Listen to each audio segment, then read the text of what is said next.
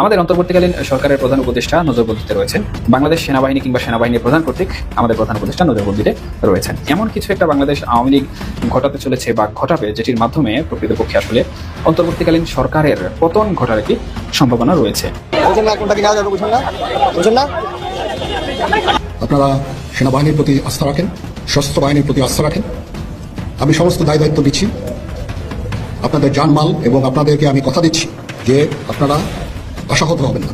সাবেক প্রধানমন্ত্রী শেখ হাসিনা ও তার ছেলে সজীব ওয়াজেদ জয়ের মধ্যে শিগগিরই সাক্ষাৎ হতে পারে। সংশ্লিষ্ট সূত্রের বরাতে ভারতের গণমাধ্যম নিউজ 28 জানিয়েছে, শিগগিরই ভারত সফরে যাচ্ছেন সজীব ওয়াজেদ জয়। শুধুই কি ফ্রান্স প্রেসিডেন্টের সাথে দ্বিপাক্ষিক বৈঠকের শিডিউল না পাওয়ায় ডক্টর মোহাম্মদ ইউনূসের সফর বাতিল হলো, নাকি এর পেছনে অন্য কোনো কারণ আছে? এই কারণগুলো এমন যেগুলোর জন্য ডক্টর ইউনূস ফ্রান্সে গেলে বিব্রতকর এবং অনাকাঙ্ক্ষিত কিছু পরিস্থিতির মুখোমুখি হতে পারেন। এখন ভয় এই বুঝি জনগণ বাংলাদেশের জনগণ উপদেষ্টাদের উপর চড়াও হয়ে হামলা করে। এই ভয় কিন্তু বর্তমানে মুখ বন্ধ করে পালাতে চাইছে উপদেষ্টারা। সেনাবাহিনীকে বিতর্কিত করতে কিংবা সেনাবাহিনীর মেরুদণ্ড ভেঙে দিতে নানান ধরনের চক্রান্ত চলছে, সে কথা আমরা সবাই জানি। এই প্রথম নির্বাচনের জন্য যমুনা অভিমুখে লং মার্চের হুঁশিয়ারি দেয়া হলো। তখন সরকারকে পদত্যাগ করতে বাধ্য হতে হবে এমন আশঙ্কা তৈরি হলো। এই প্রথমবারের মতো হুঙ্কার দেয়া হলো রাজনৈতিক মঞ্চ থেকে। অভিনেত্রী এবং মডেল নুসরাত ফারিয়াকে কারাগারে যেতে হলো। আদালত তার জামিন আবেদন নামঞ্জুর করে কারাগারে পাঠানোর আদেশ দিয়েছেন। তার বিরুদ্ধে হত্যা চেষ্টার মামলা, ভাটারা থানায় একটি হত্যা মামলার অভিযোগে তাকে পাঠানো হলো। কয়েকটা শিরোনাম দেখলাম আজকে সকালেই, যে আদালতে কাঁদলেন নুসরাত ফারিয়া। যখন তার জামিন আবেদন নাকচ হলো, তখন তার চোখ দিয়ে টপ টপ করে পানি পড়েছেন, তার চোখ মুখ। দর্শক মন্ডলী, আসসালামু আলাইকুম রহমতুল্লাহ। আশা করি সবাই ভালো এবং সুস্থ আছেন। স্বাগতম জানাচ্ছি আমাদের আরও একটি নতুন ভিডিওতে। সুপ্রিয় দর্শক মন্ডলী, ভিডিওর থাম্বনেল, টাইটেল ও ভিডিওর কিছু অংশ বিশেষ দেখে আপনারা ইতিমধ্যে ধারণা করতে পারছেন যে আজকের ভিডিওর কতটা গুরুত্বপূর্ণ।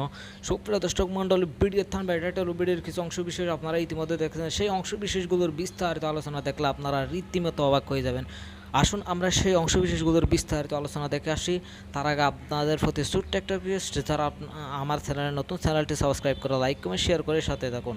আসুন কথা না বাড়িয়ে সেই সম্পূর্ণ ভিডিওটা দেখে আসি। দেশে আওয়ামী লীগের কার্যক্রম নিষিদ্ধ করার পর আওয়ামী লীগের যে সক্রিয়তা দেখা যাচ্ছে, তাতে অনেকেই মনে করছেন যে এমন কিছু একটা বাংলাদেশ আওয়ামী লীগ ঘটাতে চলেছে বা ঘটাবে, যেটির মাধ্যমে প্রকৃতপক্ষে আসলে অন্তর্বর্তীকালীন সরকারের পতন ঘটার একটি সম্ভাবনা রয়েছে। যাই হোক, এর পাশাপাশি আরেকটি গুরুত্বপূর্ণ বিষয় আমরা সামাজিক যোগাযোগ মাধ্যমগুলিতে লক্ষ্য করছি, সেটি হচ্ছে আমাদের অন্তর্বর্তীকালীন সরকারের প্রধান উপদেষ্টা নজরবন্দিতে রয়েছেন। কার দ্বারা, কিভাবে নজরবন্দিতে রয়েছেন, এটি আসলে কেউ প্রকৃতপক্ষে উপস্থাপন না করলেও বা ইশারা ইঙ্গিতে যেটি বোঝা যায়, সেটি হচ্ছে বাংলাদেশ সেনাবাহিনী কিংবা সেনাবাহিনীর প্রধান কর্তৃক আমাদের প্রধান উপদেষ্টা নজরবন্দিতে রয়েছেন। এবং সামাজিক যোগাযোগ মাধ্যমে বিভিন্ন শ্রেণীর মানুষ কিন্তু এই বিষয়টি নিয়ে এখন বেশ কিছু প্রচারণা চালাচ্ছেন। এখন এই বিষয়টি মূলত কেন এসেছে বা এই বিষয়টি কেন বলা হচ্ছে, এর পাশাপাশি আরও কিছু বিষয় কিন্তু চলমান রয়েছে, যেটি হচ্ছে অন্তর্বর্তীকালীন সরকারের প্রধান উপদেষ্টা নজরবন্দিতে রাখা হচ্ছে, সেনাপ্রধান ক্ষমতা দখল করে নিচ্ছেন বা সেনাপ্রধান ক্ষমতা হাতে নিয়ে নিচ্ছেন, আবার রাষ্ট্রপতি ওনার যে ক্ষমতা রয়েছে সেই ক্ষমতা বলে সেনাবাহিনীর প্রধানকে দিয়ে এই সকল কর্মকাণ্ড করাচ্ছেন। যাই হোক, এই সকল বিষয় নিয়ে আমার বিস্তারিত ভিডিও রয়েছে, আপনারা চাইলে সেগুলো দেখে নিতে পারেন। এখন বর্তমানে যে বিষয়টি নিয়ে আলোচ্য, সেটি হচ্ছে আসলে কি আমাদের অন্তর্বর্তীকালীন সরকারের প্রধান উপদেষ্টা নজরবন্দিতে রয়েছেন কিনা, এবং উনি এই যে বিষয়টি, নজরবন্দির বিষয়টি, এই বিষয়টি আসলে সত্যি নাকি মিথ্যা বা কেন আসলো। এর পাশাপাশি আরেকটি বিষয় হচ্ছে ফ্রান্স যে বার্তাটি দিয়েছে, সেই বার্তাটি আসলে কি বা এর সাথে অন্তর্বর্তীকালীন সরকারের সম্পর্ক কতটুকু। আমাদের অন্তর্বর্তীকালীন সরকারের প্রধান উপদেষ্টা জাতিসংঘের যে ওশেন কনফারেন্স রয়েছে ফ্রান্সে, সেটিতে যাওয়ার কথা ছিল, কিন্তু সেখানে তিনি যাননি। ওনার সেই সফর উনি বাতিল করেছেন। এছাড়াও স্পেনে ওনার আরেকটি সফর রয়েছিল, সেই সফরও কিন্তু উনি বাতিল করেছেন। এই যে ওনার সফর বাতিল করা, আমরা ইতিমধ্যে দেখেছি যে উনি সরকার গঠন করার পর থেকে বা উনি উপদেষ্টা পরিষদে আসার পর থেকে কিন্তু বিভিন্ন দেশে রাষ্ট্রীয়, অরাষ্ট্রীয়, ব্যক্তিগত বিভিন্ন ধরনের সফর করেছেন। শুধু উনি করেননি, ওনার সাথে ওনার সফর সঙ্গে সহ উপদেষ্টা পরিষদের অনেক মানুষ গিয়েছেন, যেটি কূটনৈতিকভাবে আসলে হয়ে থাকে, অনেক মানুষজন গিয়েছেন। কিন্তু হঠাৎ করে কি এমন হয়ে গেল যে অন্তর্বর্তীকালীন সরকারের প্রধান উপদেষ্টা জাতিসংঘের আয়োজিত একটি কনফারেন্স, সেটিতে তিনি উপস্থিত হচ্ছেন না বা উনি সেখানে যাচ্ছেন না।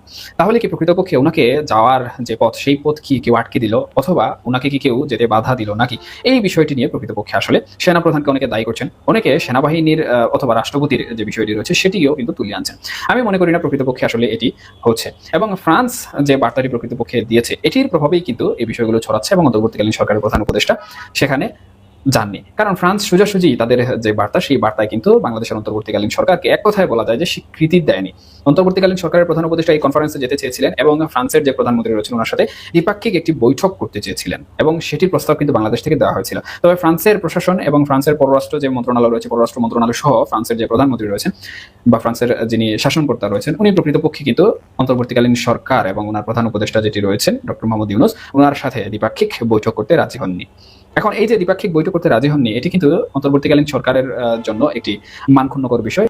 সাবেক প্রধানমন্ত্রী শেখ হাসিনা ও তার ছেলে সজীব ওয়াজেদ জয়ের মধ্যে শিগগিরই সাক্ষাৎ হতে পারে। সংশ্লিষ্ট সূত্রের বরাতে ভারতের গণমাধ্যম নিউজ 28 জানিয়েছে, শিগগিরই ভারত সফরে যাচ্ছেন সজীব ওয়াজেদ জয়। শেখ হাসিনা দেশত্যাগের পর এটি হবে মা ছেলের প্রথম সরাসরি সাক্ষাৎ। এই সফরে মায়ের সঙ্গে নয়াদিল্লিতে সাক্ষাৎ ছাড়াও কলকাতায় যাওয়ার সম্ভাবনা রয়েছে তার। কলকাতায় বাংলাদেশ উপ হাইকমিশনের প্রেস সচিব তারিক চয়নও এক ফেসবুক পোস্টে এই তথ্য জানান। নিউজ 28 জানিয়েছে, সম্প্রতি যুক্তরাষ্ট্রের নাগরিকত্ব নিয়েছেন জয়। সূত্র জানায়, তার বাংলাদেশি পাসপোর্ট বাতিল করে দেওয়ার পর তিনি আমেরিকার নতুন পাসপোর্টের জন্য আবেদন করেছেন।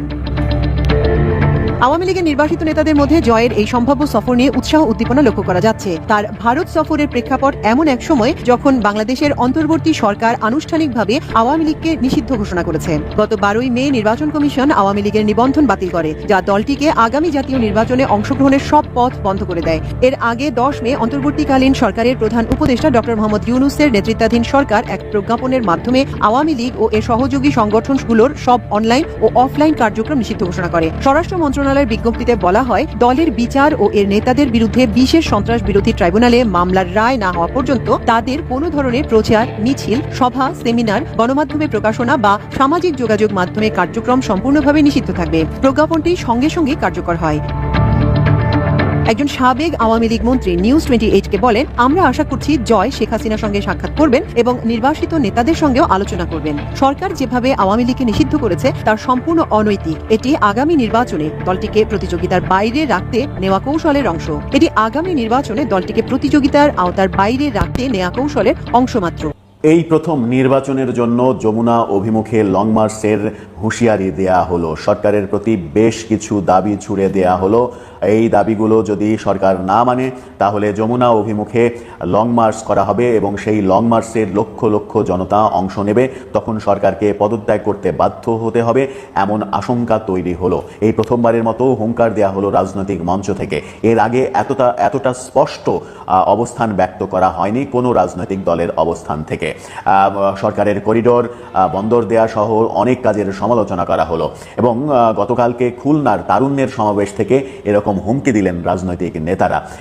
যমুনা অভিমুখে লং মার্চের ঘোষণা আসছে যদি ডিসেম্বরে নির্বাচন কনফার্ম না করে এই সরকার, ডিসেম্বরে নির্বাচনের ডেট ঘোষণা করে রোডম্যাপ না দেয়, তাহলে যমুনা অভিমুখে লং মার্চ হবে। কি হতে চলেছে সামনের রাজনীতিতে সেই আলোচনাই করবে এই ভিডিওতে। বলছিলাম যমুনা অভিমুখে লং মার্চের কথা। গতকাল খুলনা থেকে এই হুঙ্কারটা দেয়া হয়েছে। খুলনায় তারুণ্যের সমাবেশ হয়েছে, সেখান থেকে স্পষ্ট কিছু বার্তা দেয়া হয়েছে।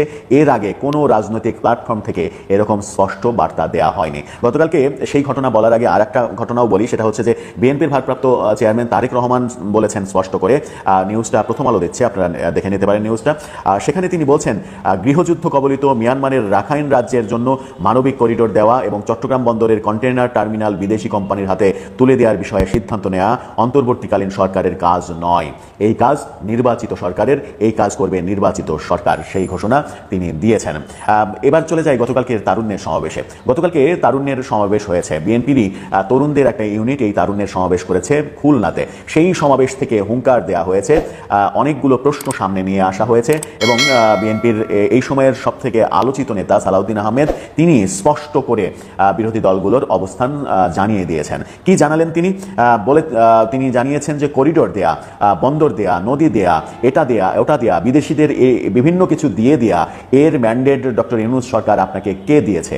জনগণ কি এই ম্যান্ডেট আপনাকে দিয়েছে? জনগণ আপনাকে একমাত্র যে ম্যান্ডেটটা দিয়েছে সেটা